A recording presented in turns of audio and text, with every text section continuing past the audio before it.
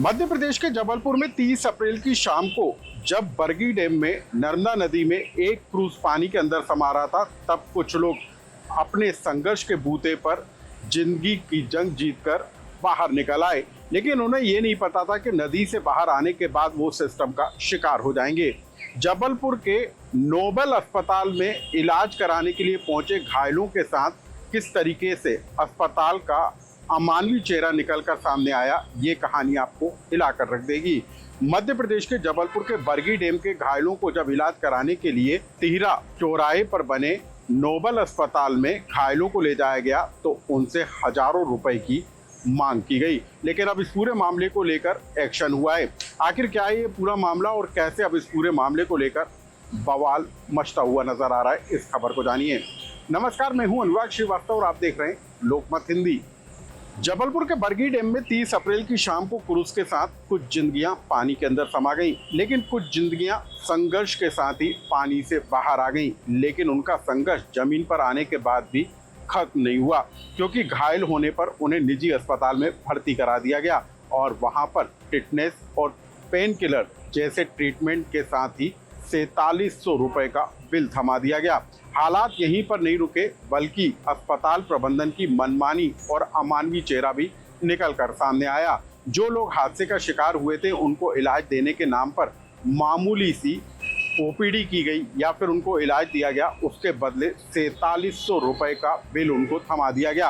अब परेशानी इस बात को लेकर थी कि जो हादसे का शिकार हुए थे उनका मोबाइल डेड हो गया था, पानी के अंदर रहने के कारण पैसे खत्म हो गए थे और एक परिवार जो नेपाल से जबलपुर में घूमने के लिए आया था, उसके पास नेपाल की करेंसी थी जो भारतीय मुद्रा में चल नहीं पा रही थी और अस्पताल प्रबंधन इस बात को लेकर अड़ गया कि भारतीय मुद्रा में उनकी बिल की भुगतान किया जाए।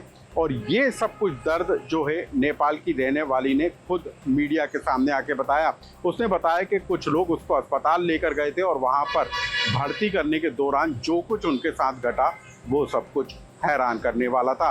ना सिर्फ उनको मामूली से इलाज के नाम पर हजारों रुपए का बिल थमाया गया, बल्कि पैसों की वसूली के लेकर भी उनको परेशान किया गया। आखिर क्या कुछ हादसे के बाद अस्पताल में जो है पीड़ितों को भुगतना पड़ा, आप इस बयान को सुन लीजिए। ये बड़ा बुरा लगा, पता नहीं किस हॉस्पिटल में हम लोग को ले गए थे। अब सबके मतलब कि जिसके एंड्रॉयड फ़ोन थे वो सारे डेड हो चुके थे। हम एक दूसरे से कांटेक्ट नहीं कर पा रहे हैं। आके 50 लोग हमसे नाम पूछ रहे हैं, सब कुछ पूछ रहे हैं और कोई हेल्प करने वाला नहीं है। हम अपने लोगों के बारे में पूछ रहे हैं, कोई बताने वाला नहीं है वहाँ पे। और सारे सबके नोट भीग चुके हैं, ऑनलाइन पेमेंट नहीं कर सकते हैं। सबसे पहले उन्होंने बिल थमा दिया हॉस्पिटल में, ठीक है।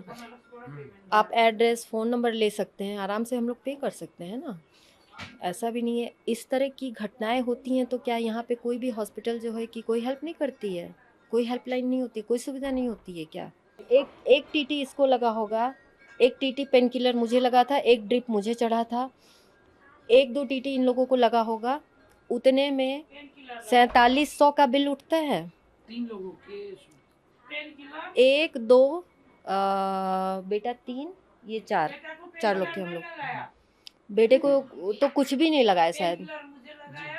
हाँ, जो दीदी हैं उनको 3-4 टाके लगाए और एक दवाई भी नहीं दिया उन लोगों ने कि एंटीबायोटिक चाहिए या फिर ऐसे। 4700 रुपये का बिल। फिर मैंने, बनारस में मेरा भाई रहता है, वो तो कही कि आईफोन काम कर रहे थे तो उसको कॉल किया गया, उसने वहाँ से मतलब कि पेमेंट किया है। अब इस अस्पताल की तस्वीर को देख लीजिए। जबलपुर में बना नोबल अस्पताल सुपर स्पेशलिटी कहने को है, लेकिन यहाँ पर आम लोगों के साथ किस तरीके का व्यवहार होता है उसका उदाहरण आपने देख लिया। जिस हादसे को लेकर देश भर के अंदर चर्चा हो रही थी और हर जिंदगी को बचाने के लिए प्रशासन से लेकर सरकार के स्तर पर और आम लोगों तक की दुआएं काम कर रही थी, वहां पर ही अस्पताल का जो अमानवीय बर्ताव है वो पीड़ितों को झेलने को मजबूर होता हुआ नजर आया।